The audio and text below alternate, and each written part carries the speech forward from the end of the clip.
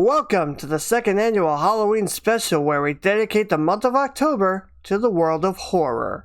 Today, we're going to be taking a look at Lucidity, Six-Sided Nightmare by Shannon Kelly and published by Renegade Game Studios. Let's have a look at the back here and see what this is about. Escape from the creatures of the dream realm by claiming their power for yourself. Or become a nightmare and hunt down anyone who dares stand in your way. Roll dice and collect dream to gain the power you need to escape. Balance the shadowy monster's influence or become a twisted nightmare attacking your former friends and preventing them from gaining more power than you. Be the first to escape or the most powerful nightmare remaining. This description has me very confused because it seems to be a semi-cooperative dice game, but not really, because you want to escape or you want to basically destroy your opponent so you're the most powerful nightmare left. So I'm not really sure what exactly this game is supposed to be going for, but I am curious about it. So with all that said, let's have a look and see what does Lucidity Six-Sided Nightmare have to offer us.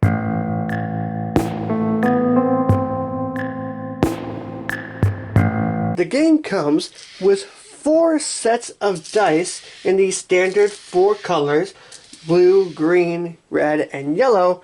Interesting thing about these though is that each of these are actually supposed to represent a certain nightmare. Blue being dreams of the depths, green being dreams of envy, yellow dreams of imprisonment, and red being dreams of primal fear. I also would like to say, on a positive note, I am very pleased with the way these dice have come out. You can see that the edges, or rather the faces of these dice, are engraved into the die, which is very nice. That is always a plus. They will last much longer, and it's actually pretty easy to see the faces on these dice. Even the yellow ones, I can actually tell pretty well. And it's really nice to actually be able to have dice where you can see the faces on all the dice and not just be able to see some but not others. There are 4 turn summary cards that come with the game, 1 for each player, and these are actually double-sided. One of these has the summary of what you will do on your turn as a dreamer and what will happen when it is the nightmare's turn, or at least I'm assuming what happens when you become a nightmare. This is what you will do.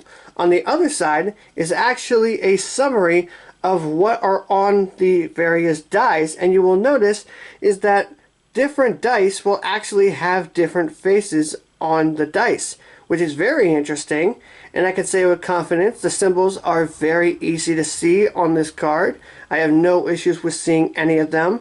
The text on the bottom here, while very small, I don't have any issues with reading them as well.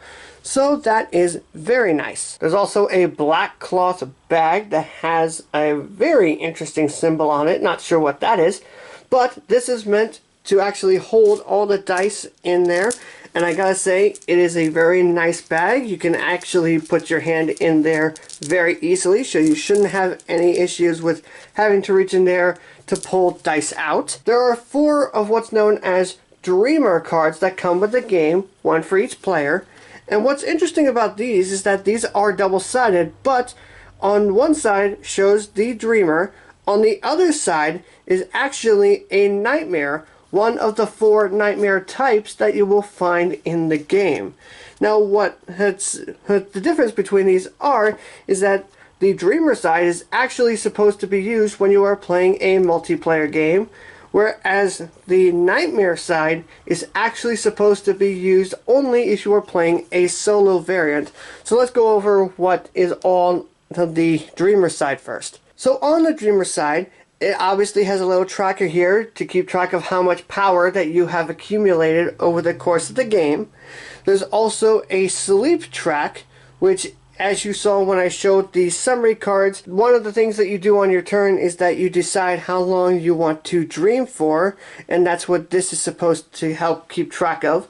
Now, I'm not sure how that is going to factor into the game. I will say that the tracker is very easy to read. I can very easily see the numbers that are listed on the track. There's also a track of what's called Hunt, and it actually says lose the game if filled, and it's very easy to read. I can tell exactly what that reads. Same with the sleep track here and the exhaust statement up here. I can easily read the words on there, although it may be a little bit difficult to read the words on the sleep track since part of the sentence actually fades into a bit of white around on the top of the eye. But that's just a minor thing. The tracks themselves are very easy to see. The symbology on those symbols are very easy to tell apart, so you shouldn't have an issue with seeing them. Also, on the right side is basically a track of the different colors for the dice. On each of these tracks shows a particular symbol, and that is the eyeball symbol. And I guess that is to basically show you becoming more and more corrupted by that particular nightmare as the game goes by. And just like on the other tracks, these are very easy to read. I can tell what these are saying with each one. Each of these also seem to have an extra action that you do once you place the die on each of these tracks, which seems interesting. On the other side is basically a track for the actual eye portion of the dice. Each of these has a track to represent the different types of nightmares, and each of them has the eye symbol that can show up on the dice. And I'm assuming that every time you roll that symbol, you'll place it on that track, and you basically get to do whatever that track says. But as it says here, become a nightmare if filled, so I'm assuming if you do end up filling that, then you basically have to flip your card over and you become whatever nightmare is on the back of it. Speaking of the back, you can actually see on the back here, it is completely different from the dreamer side. This basically tells you what you're going to be doing when you are that nightmare on your turn. You have a certain spots for what is called spooks. I believe it could be a way to maybe manipulate the dice to try to make it worse for others, as well as a special ability that happens when you are that nightmare. And unlike the dreamer side, the nightmares are actually different depending on which one you get, and each of them does come with a special ability that only that specific nightmare will have access to.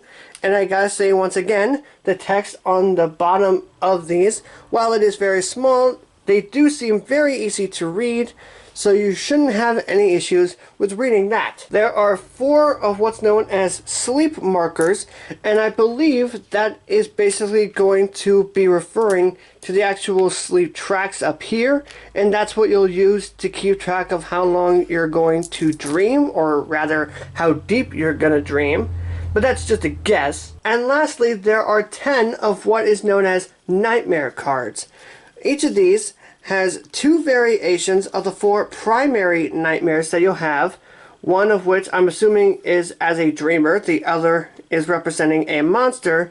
Interestingly enough though, is that if you look carefully, you'll notice that on the bottom of these cards, the text for these are actually exactly the same. So I'm not sure why they chose to go that route by having 2 different cards, but just the text being the same on both of them.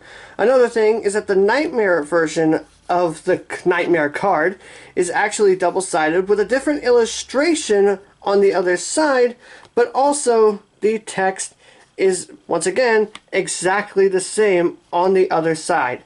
So I'm not sure why they chose that route, other than, I guess, to make it more visually appealing, which it does, and I'm glad he tried to make it more appealing. It's just from a gameplay perspective, it just doesn't seem to make sense to me. And like I said, there are 2 variations of each of the 4 main types of nightmares that you'll come across.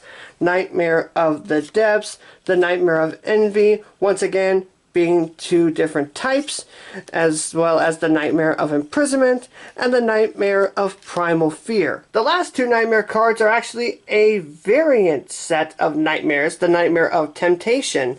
And what's different about these is that these are actually different depending on which side of that nightmare that you are on. The text is actually different. As you can see, this applies when you are resolving something with envy, whereas this sign is if you're resolving something with primal fear. So depending on what side you're playing with, you'll be doing something different. And also the thing of it is that these are actually variants. These aren't actually meant to play with the standard. This, I'm assuming, is if you are going to be playing single player. And once again, the text, while being very small, I can very easily read. I can very clearly see the symbology on each of these nightmare cards, as well as the text that is written on them. So if you are having some sight issues, you should still be able, with relative ease, be able to read what is on these. So that is everything you will get if you obtain Lucidity Six-Sided Nightmare. I hope you all enjoyed this video. If you did, give it a big thumbs up. If you want to learn how to play Lucidity Six-Sided Nightmare, or if you want to know my thoughts on it, make sure you subscribe to the channel for more tutorials, reviews, and unboxings. Thank you all as always so much for watching, and I will see you in the next video.